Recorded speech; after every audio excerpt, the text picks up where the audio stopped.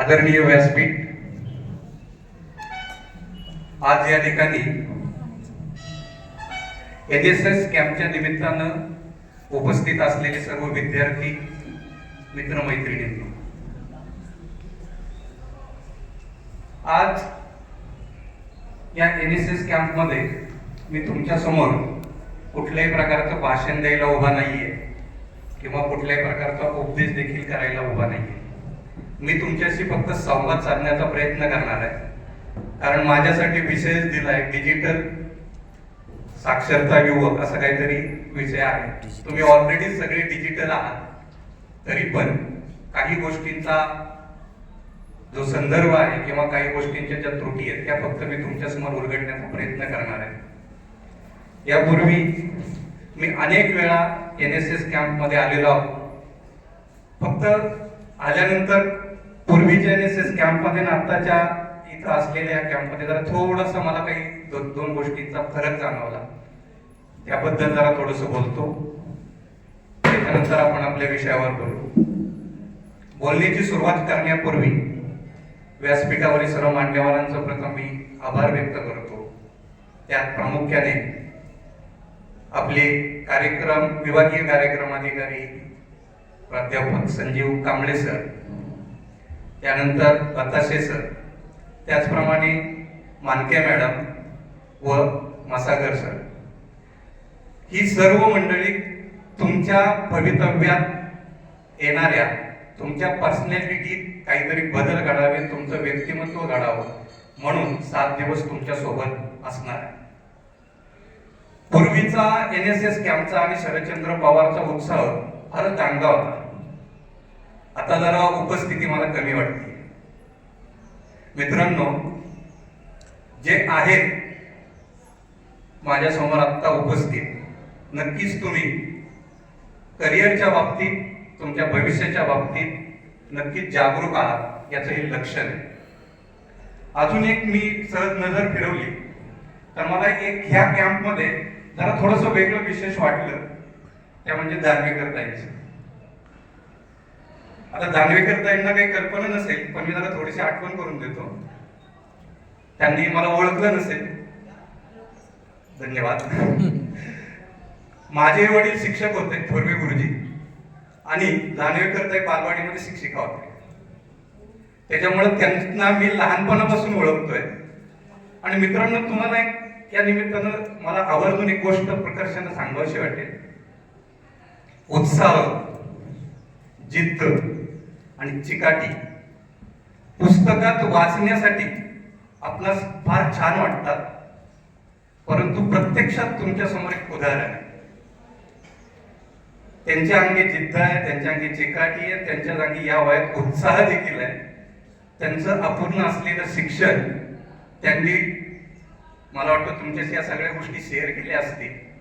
हे सांगण्याचं कारण फक्त एवढंच आहे की आपल्याला कोणाचा तरी आदर्श लागतो कुठली तरी गोष्ट करण्यासाठी. आणि 7 दिवस तुम्हाला जर त्यांचा सहवास लाभला, तुम्ही फक्त ऑब्झर्वेशन करू नका, तर तुम्ही ते अंगीकारण्याचा प्रयत्न करा. भविष्यात आता डिजिटल साक्षरतेविषयी आपण बोलणारच आहोत. फार मोठं चेंज आपल्या पुढे येणार आहे. आणि त्या चेंजला जर तुम्ही त्या पद्धतीने सामोरे गेला नाही तर खऱ्या अर्थानं एक संकट देखील निर्माण होण्याची भीती जगापुढे आता निर्माण झाली. आणि त्याच विषयावरती मी आज बोलणार आहे. डिजिटल साक्षरता हा जो शब्द आहे हा आता जुना झाला. ज्या पिढीमध्ये साक्षरता असा शब्द होता, लिहिता वाचता येणं साक्षरतेची गरज होती, त्या पिढीने आमच्या पिढीला मोठं केलं. आमच्या पिढीने आता तुम्हाला मोठं करताय. आमच्या पिढीसाठी साक्षरता हा शब्द नवीन होता. आम्हाला असं वाटत होतं की जे लोक साक्षर नाहीयेत त्यांच्यापुढे फार मोठं संकट आहे. आमच्या पिढीनंतर आता तुमच्या पुढे डिजिटल साक्षर होणं हे काळाची गरज आहे. सुदैवानं तुम्ही सगळी डिजिटल साक्षर झालेले देखील आहात. फक्त फरक एवढाच आहे, आमची पिढी म्हणजे 40-45च्या वय असलेली पुढची पिढी, यांनी दोन्ही गोष्टींचा अनुभव घेतलाय. अगदी ग्रामीण भागातच आपण सगळे असल्यामुळं विट्टी दांडू सारखे खेळ देखील आम्ही खेळलो, निंगोरच्या सारखे खेळ खेळलो, सूरपारंब्यासारखे खेळ खेळलो आणि त्याच ताकदीनं आज आमची बोटं डिजिटल गेम खेळण्यासाठी सुद्धा सक्षम आहेत. म्हणजे आम्ही दोन्ही गोष्टींचा अनुभव घेतला. दुर्दैवानं तुमच्या बाबतीमध्ये मात्र ते नाहीये. तुम्हाला फक्त डिजिटलीच गोष्टी, तुम्ही झेड जनरेशन मधली मुलं असल्यामुळं त्याच्याबद्दल तुम्हाला जास्त इंटरेस्ट आहे. परंतु दुर्दैव असं आहे की त्यातल्या ज्या गोष्टी आत्मसात करायला हव्यात त्या गोष्टीकडे तुमचं दुर्लक्ष होत आहे. आता सध्या एआय टेक्नॉलॉजी, एआय म्हणजे आर्टिफिशियल इंटेलिजन्स याचं युग येत आहे. गेली 2-3 वर्ष झालं हे फार झपाट्याने विकसित होत आहे. तुम्ही आता जर फक्त ग्रॅज्युएशन करून थांबणार असाल, तुम्ही तुमच्यामध्ये जर डिजिटल कौशल्य आत्मसात करणार नसाल तर खऱ्या अर्थानं फार मोठ्या संकटाला तुम्हाला सामोरं जावं लागणार. पूर्वी एक डिग्री कुठल्या तरी गोष्टीची मास्टरी असली की त्याचं करिअर घडत होतं. समजा उदाहरणार्थ अगदी शिक्षकांच्या बाबतीत बोलायचं झालं तर सर अभिमानाने सांगू शकतील मला 20 वर्षाचा अध्यापनाचा अनुभव आहे आणि त्या अनुभवाच्या जोरावर मी विद्यार्थी घडवू शकतो. पण तुमच्या बाबतीमध्ये मात्र आता उलट होणार. तुमच्या करिअरच्या दृष्टीनं सांगतोय. काय उलट होणार आहे? तुम्ही ही गोष्ट मनातनं पहिली काढून टाकण्याला हवी की आता मी एका कुठल्या तरी विषयामध्ये अमुक वर्षाचा अनुभव घेतलाय आणि मी आता या स्पर्धात्मक युगामध्ये माझं स्थान पक्क करू शकेल. असं इथून पुढच्या भविष्यामध्ये होणं कठीण आहे. त्याचं कारण असं दिवसेंदिवस टेक्नॉलॉजी बदलत चालली. मग तुम्हाला गरज कशाची आहे? तर तुम्हाला गरज आहे सध्या असणाऱ्या टेक्नॉलॉजीचं ज्ञान तुमच्याकडे आहे का? जर सध्या असणाऱ्या टेक्नॉलॉजीचं ज्ञान तुमच्याकडे असेल तर तुम्ही या स्पर्धात्मक युगामध्ये टिकू शकाल. अन्यथा बॅकफूटवरती जायला तुम्हाला कोणीही रोखू शकणार नाही.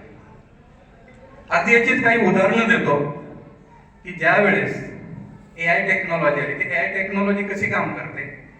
आता एआय टेक्नॉलॉजीचा अर्थ आहे आर्टिफिशियल इंटेलिजन्स. ऍक्च्युली हा विषय जरा थोडासा कठीण आहे. हा भाषणामध्ये किंवा कुठल्या तरी अशा याच्यात सांगण्यासारखा विषय नाही. हा टीचिंगशी रिलेटेड विषय, समोर प्रेझेंटेशन असलं पाहिजे, प्रोजेक्टर असलं पाहिजे, मग त्या विषय बराचसा लगेच लक्षात येतो. परंतु मी अगदी सोप्या पद्धतीने सांगण्याचा अगदी आटोकाट प्रयत्न करतो. एआय टेक्नॉलॉजी म्हणजे आर्टिफिशियल इंटेलिजन्स म्हणजे कृत्रिम बुद्धिमत्ता. मशीन लँग्वेज आणि कृत्रिम बुद्धिमत्ता याच्या जोरावर जबरदस्त क्रांती झाली. आज तुमच्या हातामध्ये जे स्मार्टफोन्स आले, स्मार्टफोन ज्या पद्धतीने काम करतायत, आज स्पेस मध्ये जेवढ्या पद्धतीने क्रांती होत चालली, हे झपाट्याने वाढतच जाणार आहे. आता इंटेलिजन्स म्हणजे बुद्धिमत्ता आणि या बुद्धिमत्तेचं कारण बऱ्याच वेळा काय होतं की हाही शब्द तुम्ही ऐकला असेल की आता आर्टिफिशियल इंटेलिजन्स येते किंवा मी सुरुवातीला सांगताना सांगितलं तुम्ही जर ते आत्मसात नाही केलं तर नोकऱ्यांवर, व्यवसायावर आणि आपल्या बऱ्याच करिअरवर त्याचा परिणाम होऊ शकतो. या दोघांमधला फरक असा आहे की आपण जे काम करतो ते आपली आहे ह्युमन इंटेलिजन्स म्हणजे मानवी बुद्धिमत्ता. पण मित्रांनो या दोघांची तुलना करताना एक गोष्ट मी तुम्हाला पॉझिटिव्हली ही अगदी छाती ठोकपणे सांगू शकतो. कितीही आर्टिफिशियल इंटेलिजन्सचा झपाट्यानं वेगाने वाढत गेलं तरी जो स्वतःच्या ह्युमन इंटेलिजन्स वरती काम करेल तो या स्पर्धात्मक युगात नक्की टिकून राहील. ह्युमन इंटेलिजन्स म्हणजे मानवी बुद्धिमत्ता. तुम्ही अशा गोष्टींचा विकास केला पाहिजे, अशा गोष्टींवरती फोकस केला पाहिजे की भविष्यात एआय टेक्नॉलॉजी काय करू शकत नाही. आता तुम्ही म्हणाल एआय टेक्नॉलॉजीच्या माध्यमातून बऱ्याचशा गोष्टी तर पॉसिबल होत चालल्या, पण मित्रांनो कुठल्याही शोधाला, कुठल्याही तंत्रज्ञानाला एक लिमिट आहे, पण मानवी बुद्धिमत्तेला मात्र लिमिट नाही. पण कधी नाही जेव्हा तुम्ही त्यावर प्रकर्षानं ज्ञान मिळवण्याचा प्रयत्न करा, तुम्ही तुमच्या ज्ञानात भर टाकण्याचा प्रयत्न करा, नवनवीन कौशल्य शिकून आर्टिफिशियल इंटेलिजन्स काय करू शकत नाही याचा शोध घ्या, तेव्हा मात्र तुम्हाला या सगळ्या गोष्टी शक्य आहे. अगदी सिंपल उदाहरण सांगतो. सध्या सायबर सिक्युरिटीची फार नितांत गरज आहे आणि सायबर सिक्युरिटीचा विचार करताना या आर्टिफिशियल इंटेलिजन्सने एवढा धुमाकूळ सध्या घातलाय की अगदी आता या 1-1.5 महिन्यापासून तुम्ही रिंगटोनला एखाद्याला जर फोन केला तर रिंगटोन मध्ये सुद्धा तुम्हाला ऐकायला लगेच यायला लागलंय सावधान. अशा प्रकारच्या रिंगटोन्स ऑलरेडी गव्हर्नमेंट ऑफ इंडियाने याच्यावरती लक्ष दिलं आणि लोकांमध्ये अवेअरनेस निर्माण करण्यासाठी आता मोबाईलचा वापर मोठ्या प्रमाणात असल्यामुळे रिंगटोन मध्ये सुद्धा त्या पद्धतीचे संदेश गव्हर्नमेंट ऑफ इंडियाकडून द्यायला सुरुवात आहे.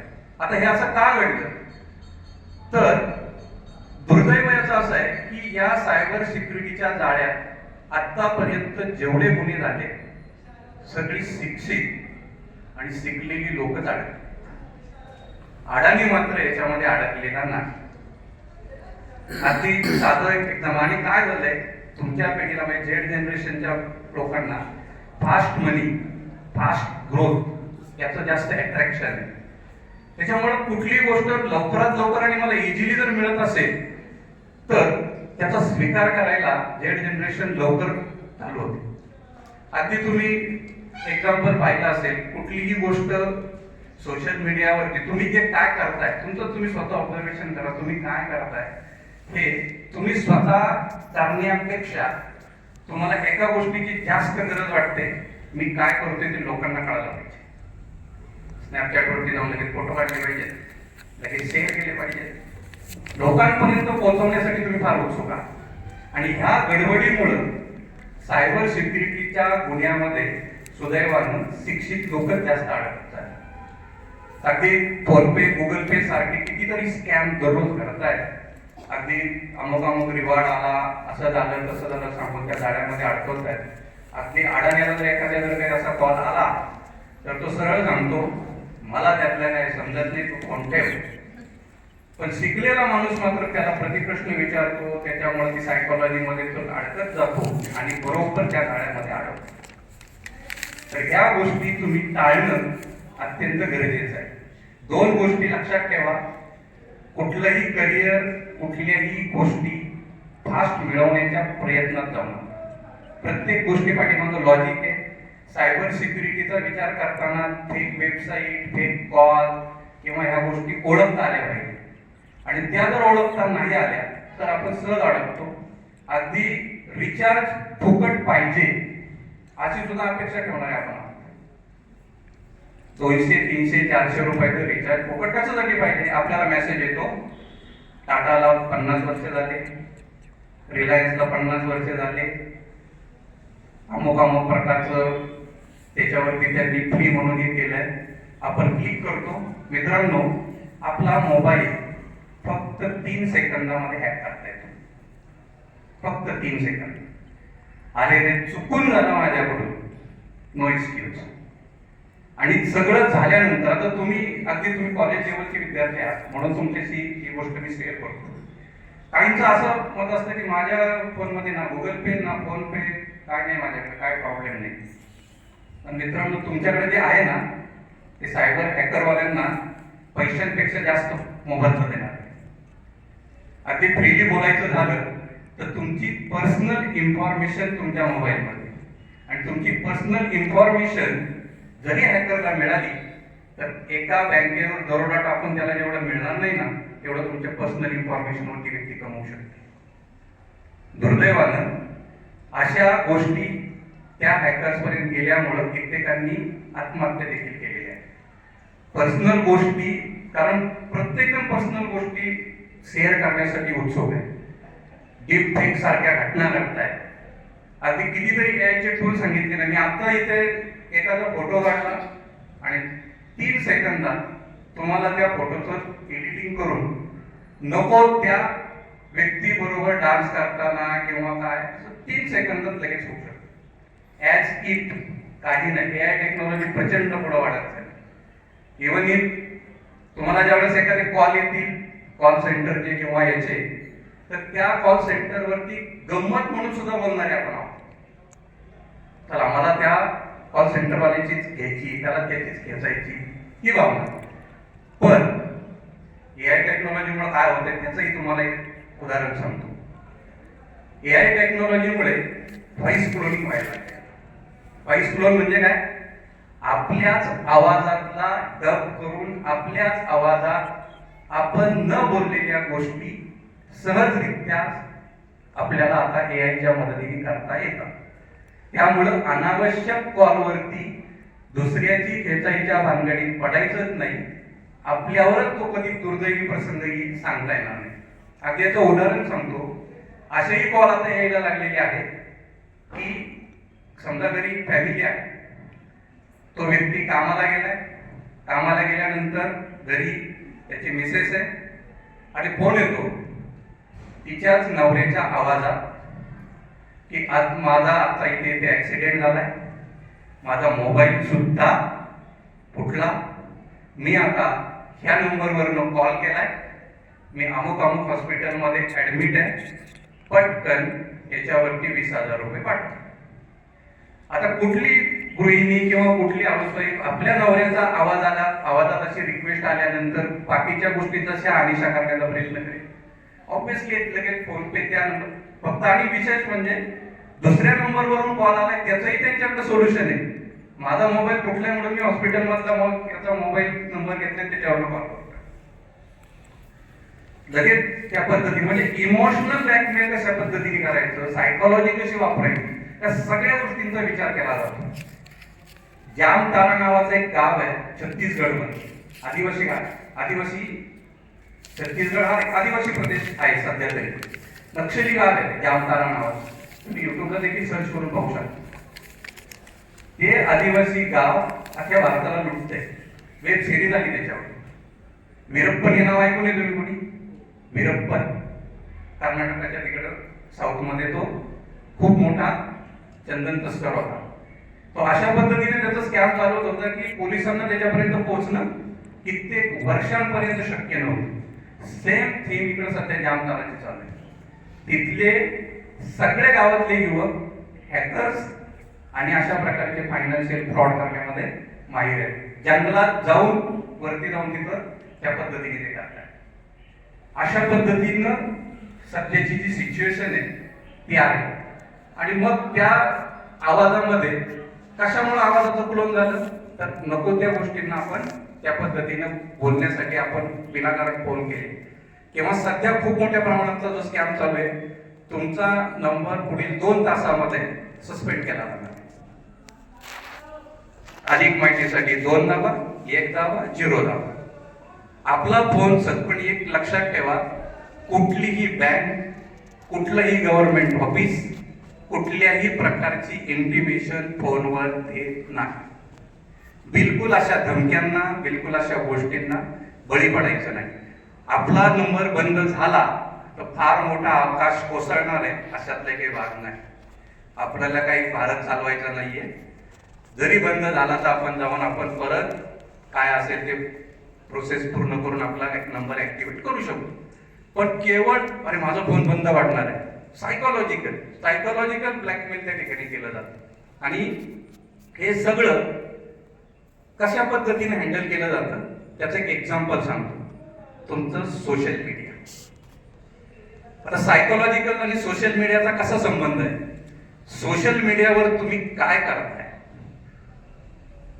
इन द सेन्स तुम्ही काय पोस्ट करताय, तुम्ही काय लाईक करताय, तुम्ही कुठल्या गोष्टी शेअर करताय, तुम्ही कुठल्या गोष्टी सर्च करताय, या सगळ्या गोष्टी बॅकएंडला कुकीजच्या माध्यमातून कॅश केल्या जातात. आणि त्याच्यावरून तुमचा माइंडसेट काय आहे तो ऑटोमॅटिकली थर्ड पार्टीला जाऊन मिळतो. आणि त्याच्यानुसार तुम्हाला कुठल्या याच्यामध्ये गुंतवायचं याचा स्टडी बरोबर होतो. आणि ही सगळी प्रोसेस अल्गोरिथमच्या माध्यमातून होती. आता याच्यात काही बीसीएचे स्टुडंट असतील त्यांना जर मी काय म्हणतोय त्या सगळ्या गोष्टी पटकन समजत असतील. हे जे अल्गोरिथम आहे, या अल्गोरिथम मध्ये एकदा कोड तुम्ही लिहिला की तो कोड ऑटोमॅटिकली आता स्वतःच काम करायला लागला. आणि एआय ची खासियत तीच आहे. एआय सध्या तुम्ही चॅट जीपीटी नाव ऐकलंय? माझं तर प्रामाणिक आव्हान आहे तुम्हाला की आता तुम्ही जर चॅट जीपीटीचा चांगला उपयोग केला ना तर तुमचे जे कार्यक्रम आहेत ना सगळे एकदम स्मार्ट पद्धतीने होते. मराठवाड्याच्या कार्यक्रमामध्ये नाट्य, पथनाट्य वगैरे असे बरेच काही प्रोग्राम असतात. चॅट जीपीटीलाच सांगा तुम्ही मला अमुक विषयावरती पथनाट्य तयार करायचे, त्याच्यासाठीच जे काय असेल ते डायलॉग लिहून दे. मराठीत सुद्धा चॅट जीपीटी अतिशय सुंदर काम करतं, काही प्रॉब्लेम नाही. तुम्हाला आपण विचार करणार नाही ना, त्याच्यापेक्षा जास्त पद्धतीनं तुम्हाला ते पथनाट्य आणि विशेष म्हणजे ज्या गोष्टी आतापर्यंत झालेल्या नाहीयेत अशा गोष्टी सुचव. म्हणजे कितीतरी ऍडव्हान्स टेक्नॉलॉजी पुढे गेली, फक्त ती आपण आत्मसात केली पाहिजे. आणि आत्मसात करताना या ज्या गोष्टी आहेत ज्या करायला पाहिजेत, करायला नको, त्यांचं पण भान ठेवलं पाहिजे. आता या सोशल मीडियाच्या माध्यमातून ह्या सगळ्या गोष्टी घडतायत, तुमच्या लक्षात आलं, माहिती असलं तरी सुद्धा आपण त्याच पद्धतीनं त्याच्यावरती पर्सनल इन्फॉर्मेशन टाकतो, शेअर करतो. आता याचं सिंपल उदाहरण सांगतो. तुम्ही गुगलला जा, एखादं मला वॉशिंग मशीन खरेदी करायचंय म्हणून काहीतरी टाका आणि जरा थोडं सर्च करा, नंतर मोबाईल ठेवून द्या, परत कुठला फेसबुक, इंस्टा किंवा याच्यावरती जे तुमचं सोशल मीडिया आवडीचे त्याच्यावर जा, तुम्हाला ते जाहिरातीला किती दिसायला लागतात. हे का घडतं? अल्गोरिदम. गुगल हा तर जरा थोडस अतिशयोक्ती होईल, परंतु खरं आहे जगातला महाचोर आहे. गुगल जे काम करतं ना, फक्त डेटा विकण्याच्या गोष्टीवरती गुगल कंपनी चालली. आपण जे करतोय, तुम्ही काय करताय, समजा आता तुम्ही एकमेकांना कुठं तुम्ही फिरताय, काय करताय हे शोधायचं असेल ना, तर गुगल वरती किंवा आपल्या मोबाईल वरती कोण कुठं गेलं, काय केलं आपल्या लक्षात राहत नाही. आपल्याला फेसबुक बी सांगतो, गुगल बी सांगतो कुठे कुठे आपण गेलो होतो, आपल्या आवडीच्या कोणत्या गोष्टींना आपण स्थळांना भेटी दिल्या, काय केले, का सांगितलं. तर बॅकएंडला हा डाटा स्टोअर होतोय. आपल्याला प्रायव्हसी राहिलेली नाहीये. मग त्यासाठी काही सेटिंग असतात, त्या सेटिंग आपण जाणीवपूर्वक कुठल्या ऑन ठेवायच्या, कुठल्या ऑफ ठेवायच्या, याचं नॉलेज तुमच्याकडे असलं पाहिजे. आणि त्यासाठी कुठलं तरी तंत्रज्ञान शिकण्याची आपल्याला नितांत गरज आहे. कारण काय झालंय, आपल्याला असं वाटतं की मला चांगलं पॅकेज मिळावं, माझं करिअर चांगलं व्हावं, परंतु ते करत असताना सध्या गरज काय याच्याकडे मात्र आपण दुर्लक्ष करतो. आणि सगळ्यात महत्वाची गोष्ट मित्रांनो, या NSS कॅम्पच्या निमित्तानं मी तुमच्या लक्षात आणून देतो की या कॅम्पच्या माध्यमातून तुम्ही स्वावलंबी बनत असता अगदी. आणि इथं मी आता बघितलं, ओंकारचं सूत्रसंचालन, आरतीचं गायन, ह्या ज्या गोष्टी असतात ना, ह्या गोष्टी तुमच्या व्यक्तिमत्वामध्ये सुधारत सुधारत सुधारत सुधारत तुम्ही अशा एका स्टेजवर जाऊन पोहोचता की काही दिवसांनी असं स्टेज तुम्ही शेअर करू शकता. सरांनी तुमच्याशी मला वाटतं ही गोष्ट शेअर केली असेल. मी आता या विषयाकडे एवढ्यासाठी बोलतो, जरा टेक्नॉलॉजी पासून या NSS कॅम्प मधले 2 विद्यार्थी तर मला अगदी जाणीवपूर्वक आठवतात. एक स्वामीराज भिसे आणि एक नवनाथ माशे. आणि हे मी का सांगतोय तर माझं आणि शरदेंद्र पवारचे विद्यार्थी, माझे विद्यार्थी फार काही जास्त अंतर नसतं. आता इथेही माझे काही ओळखीचे चेहरे आहेतच. त्याच्यामुळं मला त्या दोघांच्या जडणघडणीमध्ये कसा बदल झाला आणि त्यांच्याशी जर तुम्ही कधी बोललात तर ते अगदी आवर्जून सांगतील, आम्ही घडलो NSS कॅम्पमुळे घडलो. आणि त्यांची जडणघडण मी देखील जवळून पाहिलेली आहे. आणि ते दोन्ही व्यक्तिमत्व, आता याच्या व्यतिरिक्त आणि अजून काही असतील, पण या दोन्हीच्या बाबतीत थोडे थोडक्यात बेंचमार्क असल्यासारखे आहेत. तर प्रत्येक NSS कॅम्पमध्ये मला वाटतं स्वामीराजचं तर तुम्ही ठेवतच असता. आता यावरची काय मला कल्पना नाही, पण अतिशय त्या विद्यार्थ्यांच्या जीवनात आमूलाग्र बदल झाला. ज्ञानेश्वर तबला, नवनाथ माश्री जी टॉकेत फेम झाला, तोही प्राध्यापक आहे. म्हणजे मल्टीटास्किंग ना, हे सांगण्याचं कारणच एवढं आहे की तुम्ही गरज आहे आता मल्टीटास्किंग होण्याची. मगाशी मी जे बोललो की 20 वर्षात माझ्याकडे अमुक क्षेत्राचा अनुभव आहे आणि मग मला 5 लाखाचं 40 लाखाचं पॅकेज मिळेल, बिलकुल शक्य नाही आहे. ते दिवस गेले. आता तुम्ही मल्टीटास्किंगच झाला पाहिजे. तुमची पर्सनॅलिटी सुधारली पाहिजे, तुमची थॉट प्रोसेस सुधारली पाहिजे, तुम्हाला नवीन टेक्नॉलॉजी आत्मसात करण्याची जिद्द तुमच्यात निर्माण झाली पाहिजे. या सगळ्या गोष्टी जर तुम्ही केल्या तर आणि तरच तुम्ही या सगळ्या गोष्टींवरती ओव्हरकम करू शकता. अन्यथा इथून पुढचं फ्युचर, जसं सुरुवातीला म्हणत होते की 80च्या दशकामध्ये जेव्हा कॉम्प्युटर्स आले त्यावेळेस नोकऱ्या जातील, परंतु ही टेक्नॉलॉजी लोकांनी आत्मसात केली आणि नोकऱ्या मोठ्या प्रमाणात निर्माण झाल्या. आता सुद्धा तीच वेव आहे की एआय टेक्नॉलॉजी आली, नोकऱ्या जातील, नक्कीच जातील, कारण एआय टेक्नॉलॉजी प्रचंड काम करते. तुमचं कंटेंट रायटिंगचं काम करतंय, तुमचं कुठलीही गोष्ट तुम्हाला एखादं मेल जरी लिहायचं असेल ना, आता लिहायची गरजच नाही. मेसेज अगदी स्मार्ट पद्धतीने कोणाला काय मेसेज टाकावा, तुम्ही मराठीत, इंग्रजीत, हिंदीत पाहिजे त्या लँग्वेजमध्ये तुमच्यावर एखादा कठीण प्रसंग आला आणि त्या कठीण प्रसंगाचं सोल्युशन काय हे जरी ChatGPT विचारलं तरी ते तुम्हाला एखाद्या मित्राप्रमाणे सल्ला देईल. फक्त त्याचा दुरुपयोग करू नका, त्याचा सदुपयोग करा. त्याचा सदुपयोग केल्यानंतर तुम्हालाच, कारण काय होत आहे की जसं आपण, कारण ते ChatGPT मशीन लँग्वेज वरती काम करते, ती मशीनला म्हणजे थोडक्यात त्याला जो डेटा दिलाय आणि ChatGPTचं एक वैशिष्ट्य, ChatGPT एक एक्झाम्पल आहे. फक्त ChatGPT म्हणजे आता एआय टेक्नॉलॉजी नाही. दररोज किमान 5000 एआय टूल्स मार्केटमध्ये येत आहेत. ChatGPT एवढ्यासाठी सांगितलं की त्याचा जसं गुगलचा वापर मोठ्या प्रमाणात होतो, तसं ChatGPTचा मोठ्या प्रमाणात सध्या केला जातोय.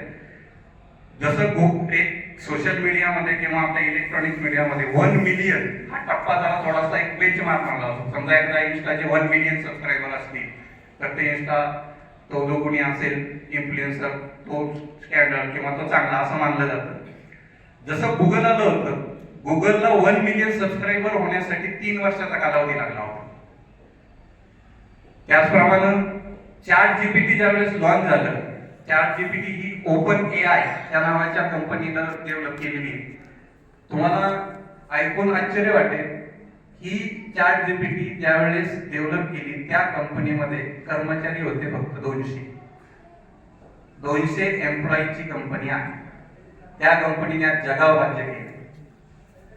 विचार करा, गुगलमध्ये हजारो कर्मचारी काम करतात आणि ChatGPT मध्ये फक्त 200, म्हणजे थोडक्यात ओपन एआय नावाची कंपनी त्यांनी 200 कर्मचारी काम करतात. आता 200 कर्मचाऱ्यांनी जगाला हादरून टाकलंय. अजून काही दिवसांनी काय होणार आहे? फक्त काय केलं त्यांनी, लोकांचे जे विचार आहेत त्याच्या वेगळा विचार केला. आणि याचंच अजून एक दुसरं उदाहरण म्हणजे एलन मस्क. तुम्ही ऐकून असाल एलन मस्कचे विचार, त्या लोकांचे जे असतील ना टेक शो असतात ते तुम्ही पाहत चला. आपलं काय होतं विश्व, एकतर युट्यूब, एकतर इन्स्टा, ह्याच्या पलीकडे अजून काय असेल तर सांगता येणार नाही. स्नॅपचॅट हे सुद्धा एआय टेक्नॉलॉजीवरच काम करते. त्याला कळतं नाक कुठे आहे, डोळे कुठे आहे, हे ऑटोमॅटिकली आयडेंटिफाय केलं जातं ना त्या एआय टेक्नॉलॉजी. पण एआय टेक्नॉलॉजी ही डेटावर काम करते. तुमच्याकडे ज्याचा जास्त डेटा असेल तर तुम्ही त्याच्यावर ओव्हरकम करू शकता. त्या बाकीच्या ज्या गोष्टी, आता इथून पुढे काय होणार आहे की हे मेडिकल फील्डमध्ये पण येत चाललंय, हे सगळीकडे येत चाललंय. अगदी तुम्ही आता BCA स्टुडंट असतील तर जरा थोडंसं वाईट नका वाटून घेऊ. कोडिंग आहे ना, कोडिंग आपण 3-4 वर्ष कोडिंग शिकतो आणि कोडिंग शिकल्यानंतर एक मस्तपैकी कोड लिहितो आणि आपण प्रोग्रॅमर होतो. आणि आपल्याला असं वाटतं की आता मी चांगला प्रोग्रॅमर झालो, आता इन्फोसिसमध्ये, TCS मध्ये अप्लाय करतो आणि मस्तपैकी एक पॅकेज मिळवतो. तुम्हाला जो प्रोग्राम लिहायचा आहे ना, ChatGPT 2 सेकंदात लिहून देतो. आता मला सांगा, जर ChatGPT 2 सेकंदात एखादा प्रोग्राम लिहून देत असेल तर तुम्हाला 10 लाखाचं पॅकेज देऊन कंपनी हायर करेल का ChatGPT ऑपरेट करण्यासाठी एखादा ज्याला ChatGPT ऑपरेट करता येतं त्याला हायर करेल? मग आता याच्यामध्ये महत्वाचं काय गोष्ट आहे, तुम्हाला सगळ्यात महत्वाची गोष्ट ही आहे, कोडिंग करणं किंवा बाकीचं जे काय असेल ती टेक्नॉलॉजी अडॉप्ट करणं, याहीपेक्षा याच्यावर जास्त फोकस करायला लागेल की कुठल्या गोष्टींची रचना एकत्र करून मी काय चांगला आउटपुट देऊ शकतो. यातनं थोडं, त्यातनं थोडं, त्यातनं थोडं जो करेल, जसं तुम्ही प्रोजेक्ट दिला की तेच करता. याच्या वहीतलं थोडं, त्याच्या वहीतलं थोडं, त्याच्या वहीतलं थोडं, मग आपला प्रोजेक्ट चांगला होतो. आणि जर आपणच म्हणलं नाही याची आहे तशीच वही उतरून काढतो तर फक्त कॉपी होणार, क्लोन होणार. पण जो याच्यातलं थोडं, त्यातलं थोडं, त्यातलं थोडं घेणार त्याला सरांकडनं किंवा मॅडमकडनं जास्त मार्क्स मिळेल. आणि हेच तुम्हाला इथून पुढच्या भविष्यात करावं लागणार आहे. आता आत्ताच एक्झाम्पल सांगतो. आता इथं एआय टेक्नॉलॉजी असते तर आपल्याला अगोदरच कळालं असतं लाईट किती वाजता जाणार. आणि हे आता पण हास्यास्पद वाटतंय, भविष्यात अजून आता हे असं होणार. भूकंप बरोबर. मोठी जीवितहानी होते, वित्तहानी होते. आपल्याला अगोदरच कळणार आता कुठे भूकंप होणार, कारण डेटा उपलब्ध आहे आणि त्याच्या निमित्तानं ऑटोमॅटिकली कशा पद्धतीनं ओव्हरकम करायचं हे ऑटोमॅटिकली करणार. मेडिकल फील्डच्या बाबतीत सांगतो, आता सध्या हार्ट अटॅकचं प्रमाण मोठ्या प्रमाणात वाढलंय. एखाद्या व्यक्तीला किती वाजता अटॅक येऊ शकतो हे त्या व्यक्तीच्या मोबाईलवर SMS द्वारे सुद्धा कळवण्याची सोय येत्या 2-4 वर्षात आली तर काही विशेष वाटायला नको. तर तुम्ही म्हणाल हे कसं? प्रत्येकाच्या हातामध्ये घड्याळ आहे, तुमच्या सगळ्यांच्या हातात आता आमच्याकडे अशीच आहे अजून, पण तुमच्या बरेचशांच्या हातात स्मार्ट वॉच असतील, बरोबर आहे. स्मार्ट वॉचला सेन्सर आहे. तुमच्या शरीरात होणारे बदल सगळे त्यात कॅप्चर केले जातात. आत्ताही स्मार्ट वॉचवरती आपले हार्टबीट तपासता येतात, ऑक्सिजन लेवल तपासता येते. टेक्नॉलॉजी अजून त्याच्यामध्ये डेव्हलप होत जाणार. तुम्हाला काही करायचं नाही, तुम्ही फक्त तो बेल्ट. अजून काही दिवसांनी मोबाईल येतात, स्मार्टफोन हे गेले. आता आपल्याला खिशात ठेवण्याची सुद्धा बऱ्यापैकी अडचण वाटू लागते. अजून काही दिवसांनी रिंगमध्ये येतील, हातात आपल्या याच्यातच येतील. काही दिवसांनी आपल्या शरीरात एखादं सिम कार्ड बसेल, काही होऊ शकतं. मेंदूत बसेल, काय प्रॉब्लेम नाही. आणि तिथं जर बसलं तर समोर आलेली व्यक्ती कोण? जसं मला आता आठवायला लागलं, जांभेकर ताई आपल्याला त्यावेळेस बालवाडीच्या वेळेस होत्या होता, हे पाहिल्याबरोबर सगळा अख्खा इतिहास लगेच समोर. गुगल जसं करते, गुगल आता बघितलं, रोबोट बघितलं. आता रोबोट हॉटेलमध्ये आपल्या तिथं जवळ गोकुळ हॉटेल झाले, जाहिरात नाही करतो काही त्या हॉटेल, पण एक रोबोट त्यांनी वेटर म्हणून त्या ठिकाणी उपलब्ध केलं. हे सगळं अगदी आपल्या मुठीत येणार, काही त्यात अवघड नाही. फक्त याच्यात कोणाचा विकास होणार आहे? ज्याला कल्पना करता येतात त्याला. समजा मी आता अटॅकच्या बाबतीत सांगत होतो, सगळा डेटा आता आपल्या शरीरात काहीतरी बदल झाल्याशिवाय अटॅक येत नाही. आता डॉक्टर इथं बसलेले, डॉक्टरना कल्पना असेल, चुकलं तर करेक्ट करा. काहीतरी छोटी शरीर आपल्या रक्तवाहिन्यांमध्ये कुठेतरी ब्लॉकेज किंवा कुठेतरी काय, ह्या सगळ्या गोष्टींमुळे रक्तप्रवाहाचा जो काही फोर्स आहे तो वाढत असेल, हार्टवरती आपल्या प्रेशर त्याचं येत असेल, किंवा एखादी जी काही वेव्स आहे ती बस्ट होत असेल, अशा गोष्टी घडतात. आणि त्याच्यामुळे बऱ्याच वेळा काय होतं, मृत्यूचं प्रमाण हार्ट अटॅकमध्ये. आणि हार्ट अटॅक हा अगदी, सर मी जर चुकत असेल तर सांगा, मानव निर्मित आजार आहे.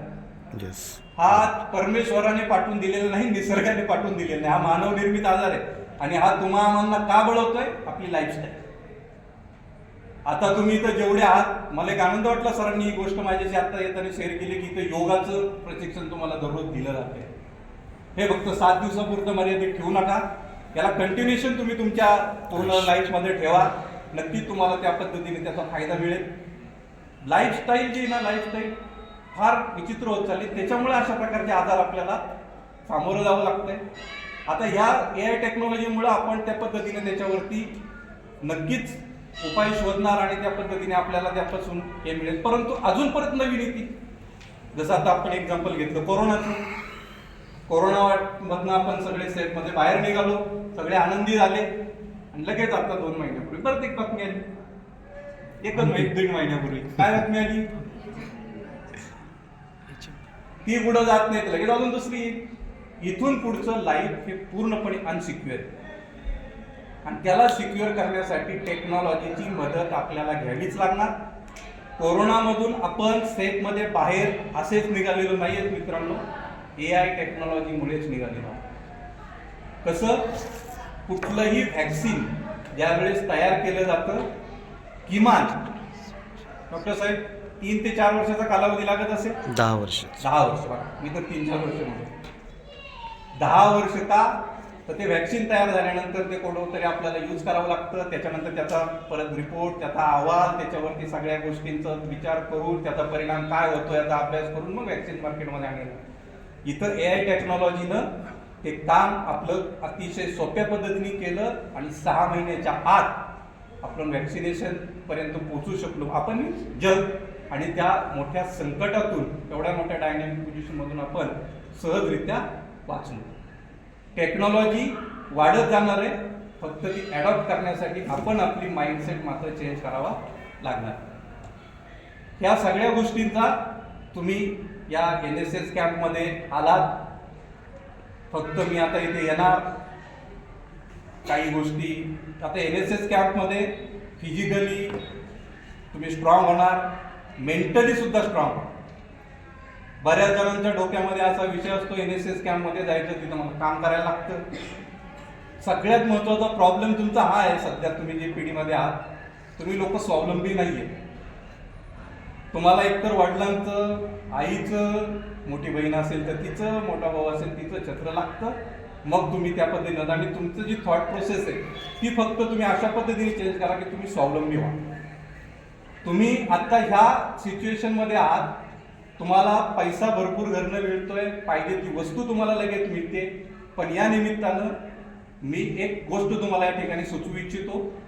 तुम्ही स्वतः 4 पैसे कमवायला शिका आणि त्याचा वापर करून तुम्ही तुमच्या शिक्षणासाठी वेगवेगळ्या पद्धतीने ज्ञान मिळवण्याचा प्रयत्न करा. त्यातून तुमची जर जडणघडण झाली तर जगात तुम्हाला कोणीही अडवू शकणार नाही. आता लाईट गेली, त्याच्यामुळं आपलं आवाज किंवा हे तुमच्यापर्यंत पोहोचणार नाही. त्यामुळे तुम्ही म्हणणार काय आता पाठीमागे आवाज जातोय का नाही मला कल्पना नाही, पण आवाज तसा माझा मोठा आहे.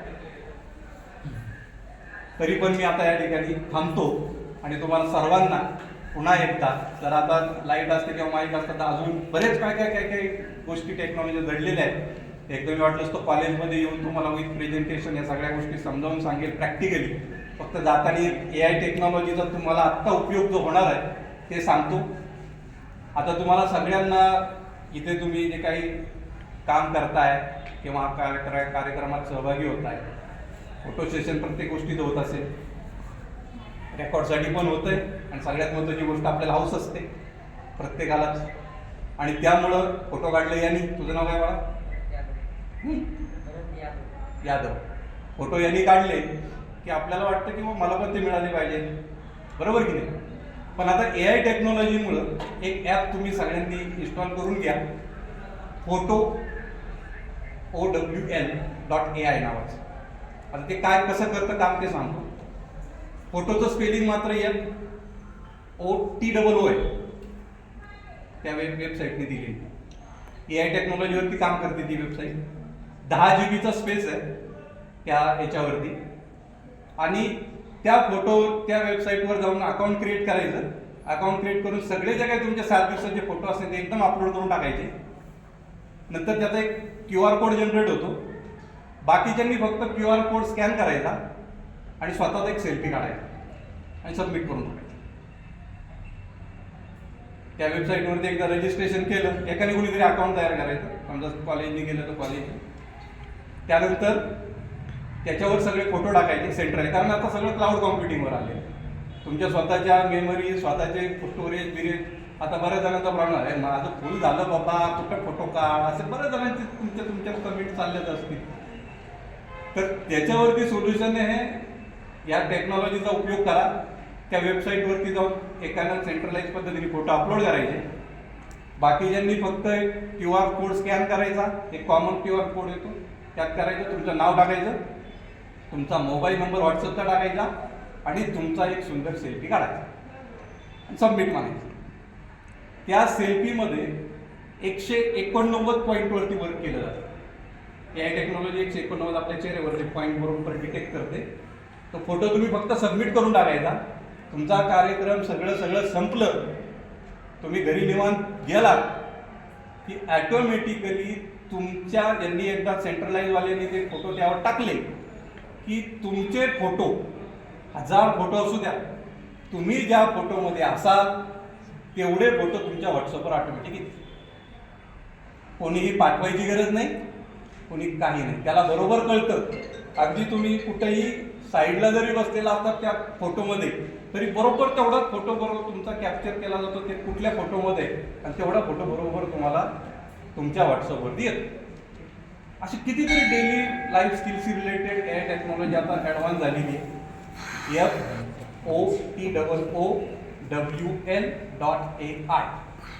ही वेबसाईट आहे. त्याच्यावरती जाऊन 10 GB स्पेस मिळतो, त्याच्यावरती जाऊन हे करा. अशा पद्धतीनं तुम्ही, आणि काही अडचण आली तर मी आहेच आहे, काही प्रॉब्लेम नाही. या नोटवर आता इथे थांबतो आणि तुम्हाला तुमच्या उज्ज्वल भविष्यासाठी हार्दिक शुभेच्छा देतो. धन्यवाद.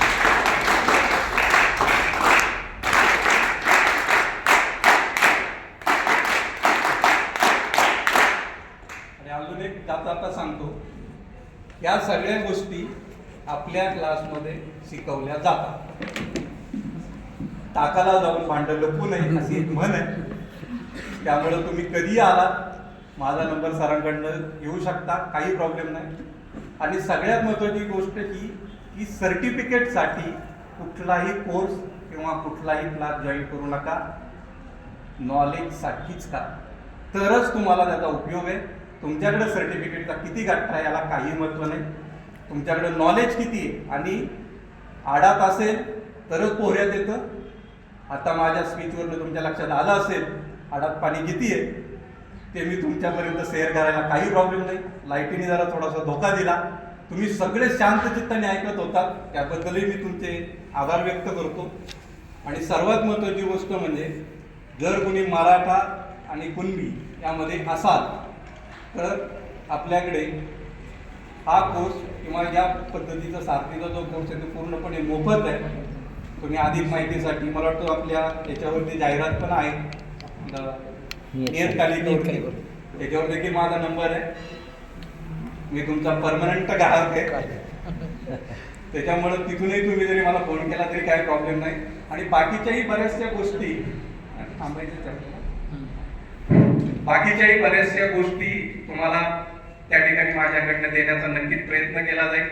कारण तुम्ही यशस्वी झालात तर शरदचंद्र पवार कॉलेजचं देखील नाव लौकिक वाढणार आहे, तुमचाही नाव लौकिक वाढणार आहे.